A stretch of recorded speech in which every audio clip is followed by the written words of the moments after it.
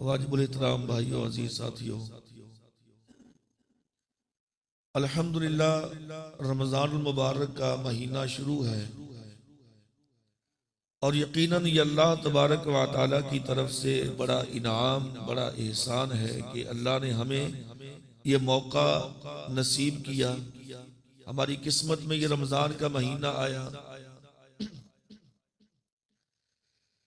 मोहतरम भाइयों, ये महीना फजाइल मुनाकब के लिहाज से बड़ा ही आलीशान महीना है। हर आदमी समझता है, जानता है, उलमा इसकी फजीलतें बयान करते हैं, हम सुनते रहते हैं।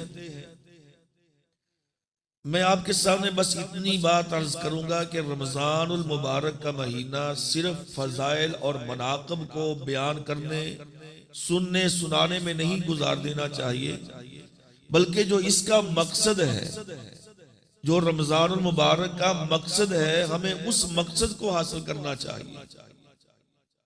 और इसका मकसद अल्लाह तबारक व तआला ने वाज़े तौर पे बयान किया है। या अय्युहल्लज़ीना आमनू कुतिबा अलैकुमुस्सियाम कमा कुतिबा अलल्लज़ीना मिन क़ब्लिकुम लअल्लकुम तत्तक़ून। अल्लाह ताला फरमाते हैं कि रमजान का महीना, ये रोजे मैंने ईमान वालों सिर्फ तुम्हारे ऊपर ही फर्ज नहीं किए, बल्कि जो साबका उम्मतें पहले लोग आए उन पर भी अल्लाह तबारक व तआला ने ये रोजे फर्ज किए थे। उनकी कैफियत कुछ और थी, कैसे थे वो अलग मसला है। तो अल्लाह कहते हैं कि ये रोजे फर्ज करने का जो मकसद है ना, लअल्लकुम तत्तक़ून, ताकि तुम मुत्तकी बन जाओ, तुम तकवा इख्तियार करो। अल्लाह का डर, अल्लाह का खौफ तुम्हारे दिलो दिमाग में होना चाहिए। तन्हाई में हो तब भी अल्लाह से डरो, इज्तिमाई जिंदगी में हो फिर भी अल्लाह से डरो, अपने घर में हो तो फिर भी अल्लाह से डरो, मस्जिद में हो तो फिर भी अल्लाह से डरो, बाजार में हो तो फिर भी अल्लाह से डरो। यानी कि हैसुमा शि'तुम, जहां भी तुम रहो, जिस हाल में भी रहो, अल्लाह का डर, अल्लाह का खौफ होना चाहिए। ये रोजा इसीलिए है ताकि तुम्हारे अंदर तकवा पैदा करे। भाइयों, बात बड़ी सादा सी है। अगर ये रमजान का महीना मेरे अंदर तकवा पैदा नहीं करता, अगर रमजान के रोजे रखने के बावजूद मैं अल्लाह से नहीं डरता, रमजान के रोजे रखने के बावजूद मेरे अंदर वो अल्लाह का डर या खौफ पैदा नहीं हुआ, तो भाइयों समझ लो जैसे बाकी दिन गुजारे हैं ऐसे ये भी दिन गुजरते चले जा रहे हैं। रोजे का मकसद पूरा नहीं होगा। सही बुखारी के अंदर हदीस मौजूद है, नबी करीम सल्लल्लाहु अलैहि वसल्लम ने फरमाया, मल्लम यदा कौल ज़ूर वल अमल बिही फलैसा लिल्लाहि हाजतुन फी अन यदा तआमा व शराबा, कि जो आदमी रोजा रखने के बावजूद मल्लम यदा कौल ज़ूर, वो झूठ, फरेब, धोखा, लोगों के साथ बददयानती, इस्लाम से दूरी, कौल ज़ूर के अंदर ये सारी बातें आती हैं। किसी को धोखा देना, किसी के साथ फ्रॉड करना, किसी के साथ दो नंबरी करना, किसी की चीज पे हक जताना, किसी का हक गस्ब कर लेना, लड़ाई करना, झगड़ा करना, और इसके अलावा अल्लाह की नाफरमानियां करना। और ज़ूर का मतलब झूठी गवाही भी होता है।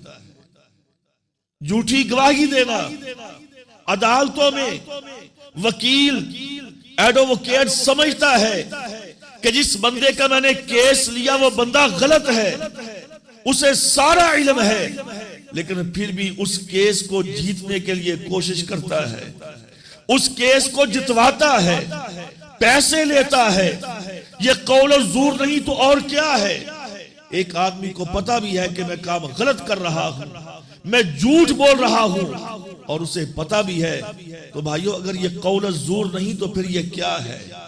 मेरे नबी ने कहा, जो बंदा कौल ज़ूर से, यानी कि इन सारी कबाहतों से, इन सारे गुनाहों से, इन सारी गंदगियों से नहीं बचता, अल्लाह तबारक व तआला को उसके भूखा रहने की उसके प्यासा रहने की कोई जरूरत नहीं है।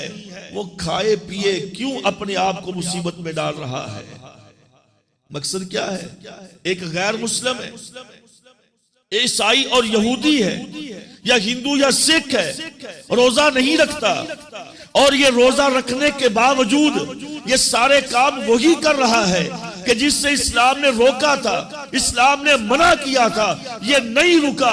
तो भाइयों, जैसे वो एक गैर मुस्लिम रोजा रखने के बगैर जिंदा रह रहा है, ऐसे ये मुसलमान नाम का रोजा रखकर भी उसी तरह का जिंदा रह रहा है, अगर इसने अल्लाह की नाफरमानियों को नहीं छोड़ा। और आज इसी वजह से हमने 40, 50, 60, 70, 30, 35 रमजान गुजार लिए और एक भी रमजान का मुझ पे रंग नहीं चढ़ा, एक भी रमजान में मेरी तरबियत नहीं की, एक भी रोजे ने, एक भी रमजान में मेरे हालात को नहीं बदला, एक भी रमजान में मेरे दिल के अंदर अल्लाह का डर, खौफ पैदा नहीं किया।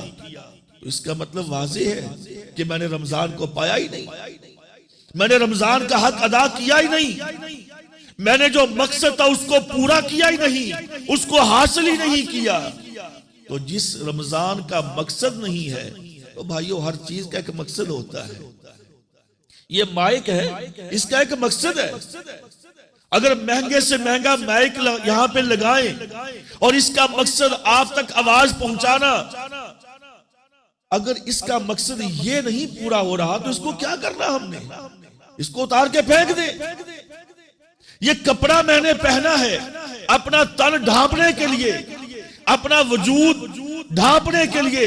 अगर मेरा कपड़ा मेरा वजूद नहीं ढांप रहा, मेरा मकसद पूरा नहीं कर रहा, तो क्या फायदा ऐसे कपड़े का? अगर मेरा रोजा मेरा मकसद पूरा नहीं कर रहा, मेरे अंदर अल्लाह का खौफ पैदा नहीं कर रहा, अल्लाह का डर पैदा नहीं कर रहा, तो यकीन मानिए कोई फायदा नहीं ऐसे रोजे का। ठीक है, फजीलतें बयान करेंगे हम, फजीलतें सुनेंगे लोग, महजूज होंगे, बल्ले बल्ले वाह वाह सुभान अल्लाह की आवाजें आएंगी, बस इधर से सुना इधर से निकाल दिया, फायदा कुछ ना हासिल हुआ। अल्लाह तबारक व तआला ने इसका एक मकसद बयान किया, लअल्लकुम तत्तकून, ताकि तुम मुत्तकी बन जाओ, ताकि तुम परहेजगार बन जाओ। लंबी चौड़ी बात नहीं है। उबई बिन काब रज़ियल्लाहु तआला अन्हु, ये वो सहाबी रसूल हैं कि जिनको प्यारे पैगंबर ने खुद अपने पास बुलाया और कहा, उबई, मुझे अल्लाह तबारक व तआला ने कहा है कि अपने सहाबी उबई से कुरान मजीद सुनिए। सुभान अल्लाह। उबई की आंखों से आंसू आ गए, उबई बिन काब रज़ियल्लाहु अन्हु की आंखों से आंसू आ गए, रोने लगे। अल्लाह के रसूल, क्या अल्लाह ने मेरा नाम लिया? उबई, हाँ अल्लाह ने तेरा नाम लिया है। कैसा अजीम वो आदमी होगा, कैसी अजीम शख्सियत होगी कि जिसका अल्लाह ने नाम लेकर कहा कि नबी इससे कुरान सुनिए। उबई बिन काब रज़ियल्लाहु ताला अन्हु से सैयदना उमर इब्न खत्ताब ने पूछा, उबई तुम क़ारी कुरान हो, तुम्हें क़ारी कुरान कहा जाता है, तुम कुरान को सबसे बेहतरीन अंदाज में पढ़ते हो जो अल्लाह तबारक व तआला को पसंद है। प्यारे नबी तुमसे कुरान सुना करते थे, तो मैं तुझसे एक सवाल करता हूं, उबई बतलाओगे तकवा किसको कहते हैं? तकवे का मतलब क्या है? उबई बिन काब रज़ियल्लाहु ताला अन्हु फरमाते हैं, अमीरुल मोमिनीन, मैं आपसे सवाल करता हूं, आप मुझे बतलाइए, अगर खारदार रास्ता है, झाड़ियां कांटे वाली हैं, आप वहां से गुजरेंगे तो कैसे गुजरेंगे? कहा, अपने दामन को समेट कर, अपने कपड़ों को समेट कर, या अपने पांव को बचा बचा के रखूंगा, कहीं कोई कांटा पांव में ना चुभ जाए, कोई झाड़ी, कोई खारदार झाड़ी कपड़ों में ना अटक जाए और मुझे फंसा ना ले, रोक ना ले और मुझे नुकसान ना पहुंचाए। कहा, बस इसी का नाम तो तकवा है।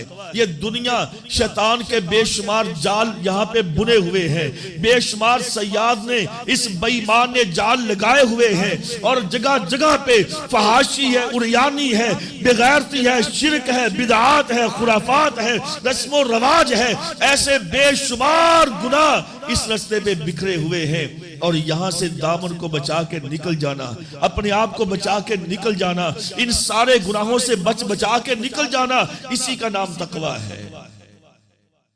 तो मेरे भाइयों, आज जरा हम देखें हमारे माहौल, हमारे गिरदो नवा, हमारी जिंदगियों में कितने गुनाह हैं जो हर तरफ से हमको खींच रहे हैं।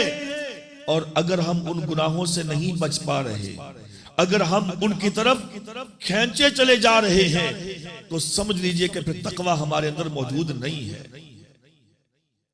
तो बहर कैफ अल्लाह रब्बुल आलमीन ने फरमाया कि लोगों, रमजान मैंने तुम्हारे ऊपर इसलिए फर्ज किया है लअल्लकुम तत्तकून, ताकि तुम मुत्तकी बन जाओ, ताकि तुम परहेजगार बन जाओ।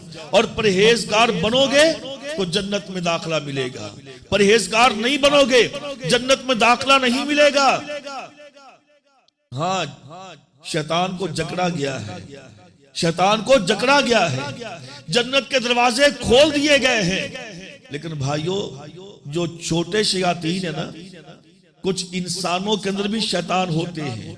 शैतान का माना होता है सरकश, शैतान का माना होता है बागी, शैतान का माना होता है अपनी मर्जी करने वाला, शैतान का माना होता है जिसको हम कहते हैं ना ये सरकश है, यानी कि ये अपनी मर्जी करता है, अपने आप के अंदर ही ये मगन रहता है, किसी की नहीं सुनता, किसी की नहीं मानता, जो इसके दिल में आता है करता है, उसको शैतान कहा जाता है। अगर हम इस रमजान के महीने के अंदर भी अपनी मनमानियां ही करेंगे, अपनी मर्जियां ही करेंगे और अपनी मर्जी से ही जिंदगी गुजारेंगे, और जिस तरीके से या जिस काम के लिए अल्लाह ने रमजान को नाजिल किया था कि ये हमारी तरबियत करे, अगर हम इससे तरबियत नहीं लेंगे तो फिर हम भी तो शैतान की तरह ही हैं, फिर हम भी तो सरकश ही हैं, फिर हम भी तो बगावत करने वाले ही हैं। फिर हम कहें कि जी मैंने रोजे रख लिए, अल्लाह मुझे माफ कर देगा, नहीं। फिर अकेले रोजे रखना काम के नहीं है, ये अकेले रोजे रखना मुझे जन्नत में दाखिल नहीं कर पाएंगे, अकेले रोजे रखना मुझे जहन्नम से आजादी नहीं दिलवा पाएंगे, अकेले रोजे रखना अल्लाह के करीब नहीं कर पाएंगे। जब तक मैंने रोजे को मुकम्मल उस तरीके से ना रखा जिस तरीके से मेरे प्यारे पैगंबर ने मुझे हुक्म दिया सल्लल्लाहु अलैहि वसल्लम। ये अमल के कबूल होने की एक शर्त है। इंसान कोई भी अमल करता है ना, और जब तक उसका वो अमल अतीउल्लाह व अतीउर रसूल, अल्लाह और उसके रसूल के हुक्म के मुताबिक नहीं होगा, भाइयों वो अमल अल्लाह के यहां काबिल कबूल नहीं है। आप रोजा रखते हैं, अगर अल्लाह के रसूल के हुक्म के मुताबिक नहीं, ला तुबतिलू अमालकुम, अल्लाह ने कहा तुम्हारा वो अमल बातिल है, तुम्हारा वो अमल जाया है, तुम्हारा वो अमल बेकार है।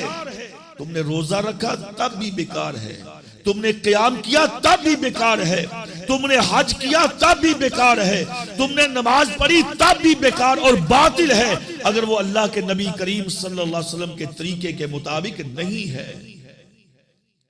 आज मिलते हमें बेशुमार लोग, रोजा है जी, रोजा है, रोजा अल्लाह के रसूल के तरीके के मुताबिक रखा, छोटी छोटी गलतियां, मेरे भाइयों बात समझने वाली है, छोटी छोटी गलतियां जिनको हम इग्नोर कर देते हैं। मिसाल के तौर पे ये हमारे आम कैलेंडर आपको नजर आते हैं, उस पर लिखा हुआ है सुबह की ये जो दुआ, नियत की दुआ, वबी सौमिन गदिन नवैतु मिन शहर रमजान, कहां से ली हमने ये? हर कैलेंडर वाला छाप रहा है और हम छुपवा रहे हैं, पढ़ी जा रही है, बताई जा रही है, सुनी जा रही है, सुनाई जा रही है। भाई ये दुआ ली कहां से हमने? और मैं ये बात वाज़े कहता हूं, अगर ये दुआ पढ़ के रोजा रखा जाएगा तो रोजा नहीं है। जिसकी इब्तिदा ही गलत है, इब्तिदा में ही बिदअत शामिल है, इब्तिदा में अल्लाह के रसूल की नाफरमानी है, इब्तिदा में सहाबा इकराम की नाफरमानी है, वो रोजा आगे उसका अजर क्या मिलेगा हमें? अल्लाह फरमाते हैं वला तुबतिलू अमालकुम, तुम्हारा अमल जाया हो जाएगा। ये सूरह मुहम्मद है, आयत नंबर 88 गलबन। या अय्युहल्लज़ीना आमनू अतीउल्लाह व अतीउर रसूल वला तुबतिलू अमालकुम, अपने अमलों को जाया ना करो। अब ये दुआ लिखी है, हर जगह पे आपको लिखी मिलेगी, लोग पढ़ते भी हैं बकायदा, टीवी पे, रेडियो पे बकायदा, ये इसकी वो जो चैनलों पे बैठ के पढ़ते हैं, पढ़ाते हैं, और बकायदा स्पीकरों में सुबह ये दुआ पढ़ी जाती है। अभी 100 मिन गदिन नवैतु मिन शहर रमजान, कहां से ली हमने ये बिदअत है भाई। और फिर शाम की दुआ, प्यारे पैगंबर सल्लल्लाहु अलैहि वसल्लम ने रोजा बिस्मिल्लाह पढ़ के इफ्तार किया है, और दुआ बाद में आपने पढ़ी है इफ्तार करने के बाद,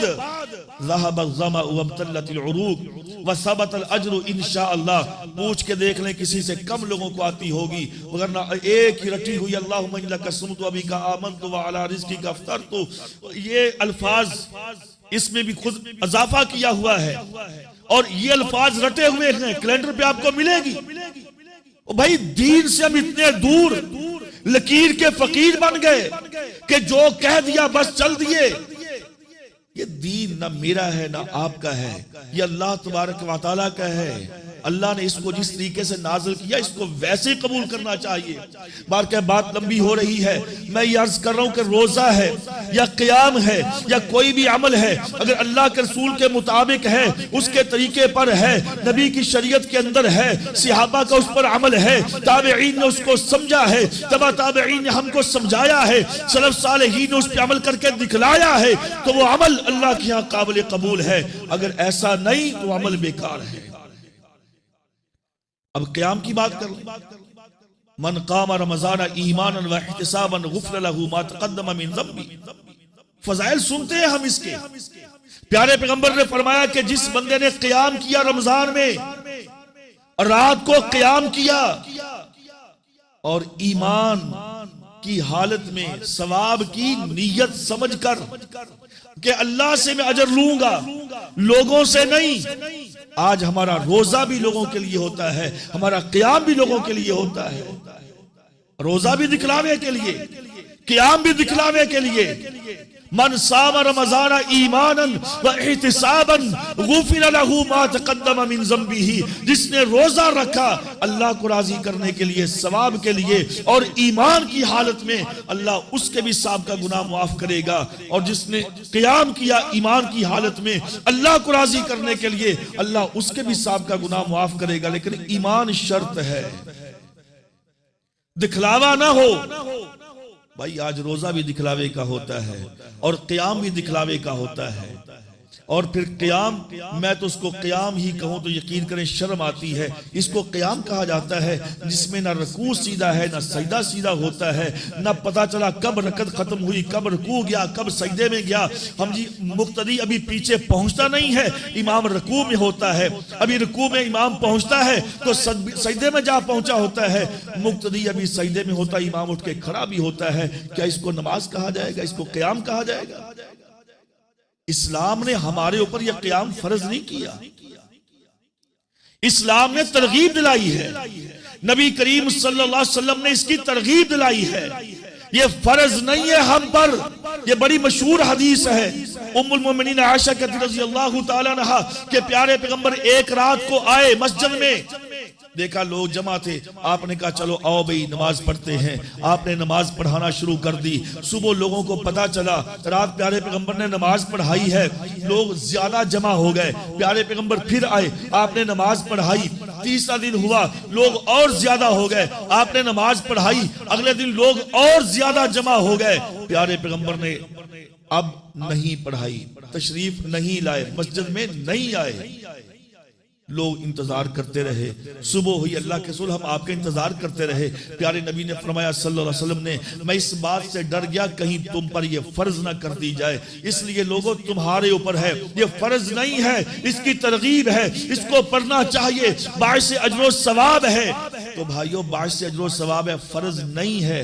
तो अगर हम थोड़ा पढ़ लें, थोड़ा क़याम कर लें, तरीके के मुताबिक करें, शरीयत के मुताबिक करें, अल्लाह की कसम 2 नफल पढ़ लें, 2 भाई 2 नफल पढ़ लें, ऐसी 20 रकतों से बेहतर है जो रखते ना रुकू और ना सुजूद और ना क़याम, ना क़ौमा, ना तशहुद का पता देती हैं। जिसमें किसी एक लफ्ज की समझ नहीं आती, पढ़ने वाला क्या पढ़ रहा है, सुनने वाले को कुछ सुनाई नहीं देता सिवाय शोर के। ऐसे क़याम से 2 रकतें पढ़ ले, अल्लाह की कसम वो 2 रकतें आपकी बेहतर है, 4 पढ़ ले। अच्छा जी, कारी साहबान जी कुरान खत्म करना है, कुरान खत्म करना भी कोई जरूरी नहीं है, आप थोड़ा पढ़ लें, तहम्मुल के साथ, तरतील के साथ, आहिस्ता के साथ। जी कुरान लाजमी खत्म करना है, कोई खत्म करना जरूरी नहीं है भाइयों। और इन्हीं चीजों ने आज हमें मुश्किलात में डाल दिया है। रब का कुरान सही कहता है, उसका एक एक लफ्ज, कुरान का एक एक हरफ ऐन हक है। अल्लाह ने फरमाया कि वअलमू अन्ना फीकुम रसूलल्लाह लौ युतीउकुम फी कसीर मिनल अम्र लअनितुम। लोगों याद रखो, अगर तुम इस्लाम को, शरीयत को अपने पीछे लगाने की कोशिश करोगे तो तुम मुशक्कत में पड़ जाओगे। नबी के पीछे चलोगे, सुकून में रहोगे, नबी की इत्तिबा करोगे, अमन में रहोगे, नबी की हर बात मानोगे, तुम्हें अमन और सुकून मिलेगा। लेकिन जब तुम इस्लाम से अपनी बातें मनवाना शुरू कर दोगे कि इस्लाम मेरी बात माने, लानित, तुम मुशक्कत में पड़ जाओगे, मुसीबत में पड़ जाओगे। मुसीबत में पड़े हुए हमने 20 ही पढ़नी है और अपने आप में मुसीबत डाली हुई है, और ये कुरान खत्म ही करना है। और पढ़ने वाला भी परेशान है, सुनने वाला भी परेशान है कि बस कैसा कब वक्त गुजरे जी, जल्दी करो जी, कारी साहब टाइम ज्यादा हो गया जी, जल्दी करो जल्दी करो, थोड़ी स्पीड और बढ़ा दियो। क्यों? ताकि 20 भी पूरी करनी है भाई, कम भी ना हो, कुरान भी पूरा सुनना है। और भाई कोई फर्ज नहीं है, 5 पारे पढ़ ले पूरे रमजान में, क़याम के अंदर 10 पढ़ ले, 15 पढ़ ले, 20, 25 पढ़ ले, लेकिन तरतील के साथ, इत्मीनान के साथ, सुकून के साथ। वरत्तिलिल कुरान तरतीला, जैसे मेरे नबी ने कुरान पढ़ा, इत्मीनान से, सुकून से, ऐसे पढ़ना चाहिए। इसको खत्म करना जरूरी नहीं है, अलग बैठ के खत्म कर लें इसको। आप इसकी तिलावत करें 2 मरतबा, 3 मरतबा, 4 मरतबा, 5 मरतबा इसको खत्म करें। 3 दिन के बाद एक कुरान खत्म किया करें, कोई ममानत नहीं है। क़याम के अंदर ही खत्म करना कोई लाज़िम नहीं। और फिर मेरे भाइयों, दूसरी बात यह है कि यह भी तासुर दिया जाता है कि तरावीह के बगैर रोजा नहीं है। बल्कि मैंने एक मौलवी साहब से ये बात सुनी, उन्होंने कहा कि तरावीह के बगैर रोजा ऐसे है कि जैसे बगैर पंख के, बगैर परों के परिंदा है। जब परिंदे के पर ही नहीं होंगे, पंख नहीं होंगे, तो वो कैसे उड़ान भरेगा। इसी तरीके से अगर रोजा है, तरावीह नहीं पढ़ी गई, तो रोजा बगैर पंखों के है। पर भाइयों, ये बात बिल्कुल गलत है, इसकी कोई दलील नहीं है। रोजा एक अलग इबादत है, ये बात याद रखें। और रोजे का क़यामुल लैल के साथ, जिसको हम नमाजे तरावीह कहते हैं, रोजे का नमाजे तरावीह के साथ कोई ताल्लुक नहीं। रोजा एक अलग इबादत है।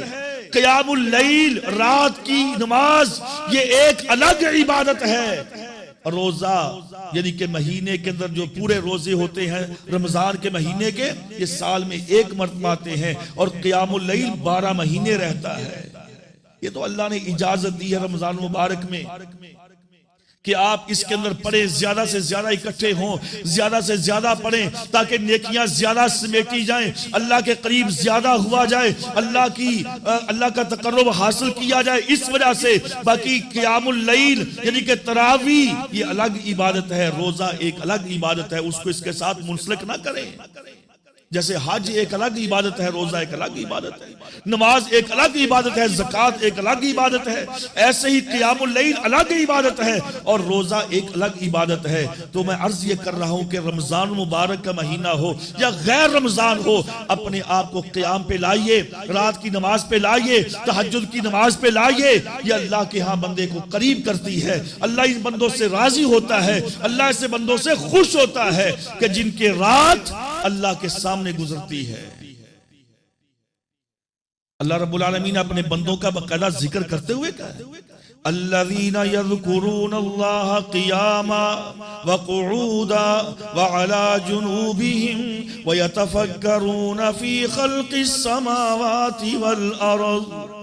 अल्लाह फरमाते हैं वो मेरे बंदे, वो मेरे चाहने वाले, जो मेरे खास बंदे हुआ करते हैं, यज़कुरून अल्लाह क़ियामन व क़ुऊदा, वो रात के वक़्त भी, दिन के वक़्त भी, उठते वक़्त भी, चलते वक़्त भी, वो हर हाल में अपने अल्लाह को याद करते रहते हैं।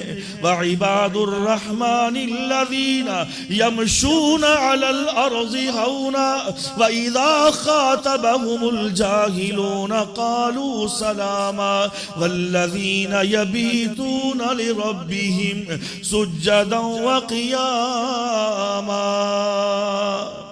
अल्लाह कहते हैं मेरे वो बंदे बड़े ही प्यारे बंदे होते हैं जो रात अल्लाह की बारगाह में खड़े होते हैं, सुज्जदन व क़ियामा, कभी सजदे की हालत में होते हैं और कभी रुकू की हालत में होते हैं।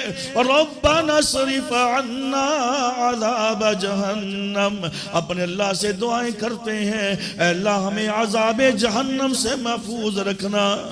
अपने अल्लाह से दुआ करते हैं या अल्लाह हमें बचाना। और भाइयों, जिस बंदे को अल्लाह अज़ाब जहन्नम से बचा लेगा वो कामयाब है। फमन ज़ुहज़िहा अनिन्नार व उदखिलल जन्नत फ़क़द फ़ाज़।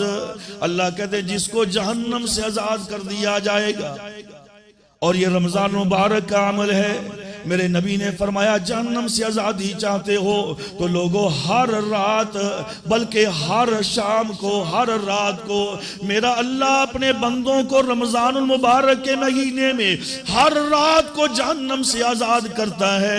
और तुम भी अपना उन लोगों में अपना नाम लिखवा लो, यानी कि शाम के वक्त या रात के वक्त। फी कुल्ली लैलतिन उतक़ा मिनन नार, अल्लाह ताला हर रमजान की रात को, कोई भी रात हो, कोई एक रात मखसूस नहीं, जो मखसूस रातें हैं वो ताक रातें वो अलग हैं। ये आम रातों की बात, पहले रमजान से लेकर आखिरी रात तक अल्लाह तबारक व तआला हर रमजान की रात को अपने बंदों को जहन्नम से आजाद करता है। और जो भी उस वक्त अपने अल्लाह से इल्तिजा करता है कि या अल्लाह मुझे अपने उन बंदों में शामिल फरमा लेना, कि या अल्लाह जिनको तूने आजाद कर दिया, तो अल्लाह फरमाते हैं कि एक घड़ी ऐसी होती है रमजान मुबारक के अंदर, 24 घंटों के अंदर हर फर्द के लिए एक ऐसी घड़ी है कि जिसमें बंदा दुआ करता है, मुस्तजाब दावतहू, अल्लाह उसकी दुआ को जरूर कबूल करता है। लेकिन बंदा अपने रब के पास आए तो फिर ही ना, रोजा रख के भी जब झूठ बोल रहा है, रोजा रख के भी नमाज नहीं पढ़ रहा, रोजा भी रखा है नमाज भी नहीं पढ़ रहा, और रोजा भी रखा है झूठ भी बोल रहा है, और भाई रोजा भी रखा है और लोगों के साथ ज्यादतियां भी कर रहा है, ऐसे रोजे का तो फायदा ही कोई नहीं। रोजा तकवा हमें सिखलाता है, तकवा लअल्लकुम तत्तकून। रोजे का मकसद लोगों तुम्हें मुत्तकी बनाना, तुम्हें परहेजगार बनाना, अल्लाह के अजाब से बचाना, रब की रहमत में दाखिल करना है। अगर रोजा मुझे जहन्नम से बचाता नहीं है तो भाइयों फायदा कोई नहीं, क्योंकि अस्सौमु जुन्नतुन, मेरे नबी ने कहा लोगों रोजा ढाल है। जैसे लड़ाई के अंदर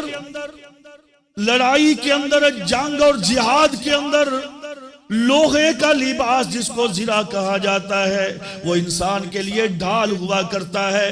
ढाल का मतलब बचाने वाली चीज, बचाती है लोगों दुश्मन के वार से, तलवार के वार से।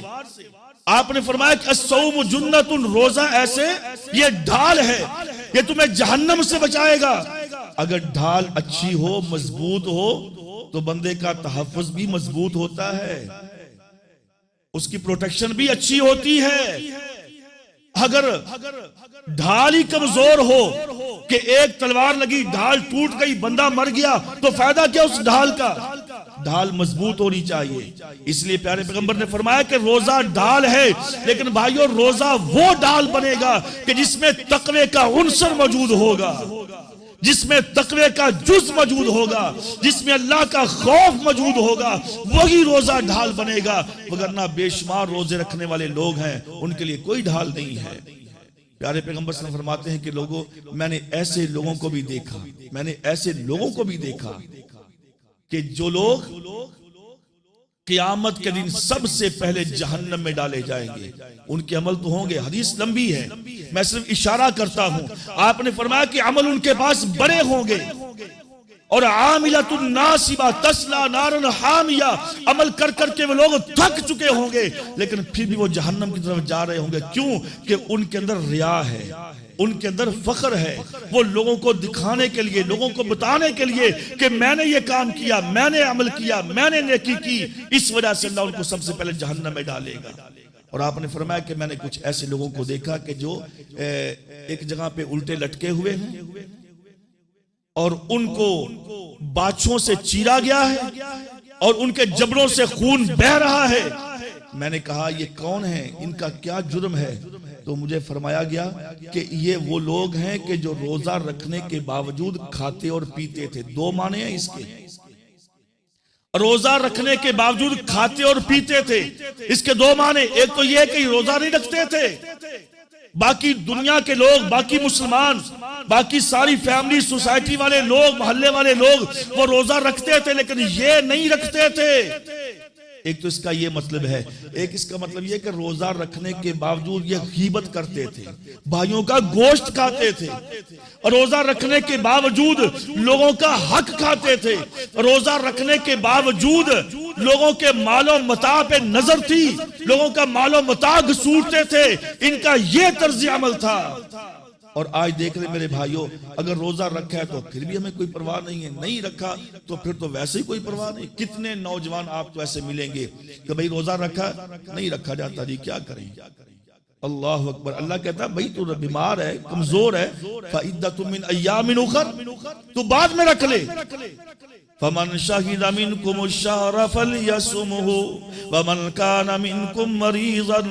अल्लाह कहता है जो बंदा भी, जिसकी जिंदगी के अंदर ये रमजान का महीना आ जाता है, जिसकी जिंदगी में रमजान का महीना आ गया, उसके ऊपर लाजिम और वाजिब हो जाता है कि इसके वो रोजे रखे। हाँ व इनका न मिनकुम मरीज़न, अगर वो बंदा मरीज है, बीमार है या मुसाफिर है, सफर पर है, फइद्दतुम मिन अय्यामिन उखर, तो बाद में अपनी गिनती को पूरा कर ले, बाद में रोजे रख ले। क्यों? आगे अल्लाह क्या फरमाते हैं? युरीदुल्लाहु बिकुमुल युसरा वला युरीदु बिकुमुल उसरा वलितुकमिलुल इद्दत वलितुकब्बिरुल्लाह अला मा हदाकुम। अल्लाह तुम्हारे साथ तंगी नहीं करना चाहते, अल्लाह तुम्हारे साथ आसानियां तलाश करते हैं, अल्लाह तुम्हें आसानी की तरफ लेकर जाते हैं। कोई एक काम अल्लाह ताला का ऐसा नहीं है बंदों पर कि जो बंदे को मुशक्कत में डालता हो। कोई दुनिया में कोई ऐसा समझदार, कोई फिलासफर, कोई मंतकी, कोई शख्स दुनिया में नहीं कह सकता कि जी फलां काम शरीयत के अंदर है, मैंने वो किया तो मुसीबत में पड़ गया। कोई ऐसा काम नहीं। अब रोजा है, बंदा समझता है कि मैं मुसीबत में नहीं है भाई। हमारी तिब, हमारी मेडिकल रिसर्च कहती है कि कम से कम जिस्म को इतना भूखा रहना चाहिए, और ये साल के बाद 1 महीने का रोजा। मेरे भाइयों पूछिए अतबा से, पूछिए हुक्मा से, हाँ जी डॉक्टरों की टीम से कि ये रोजे सेहत के लिए कितने फायदेमंद हैं।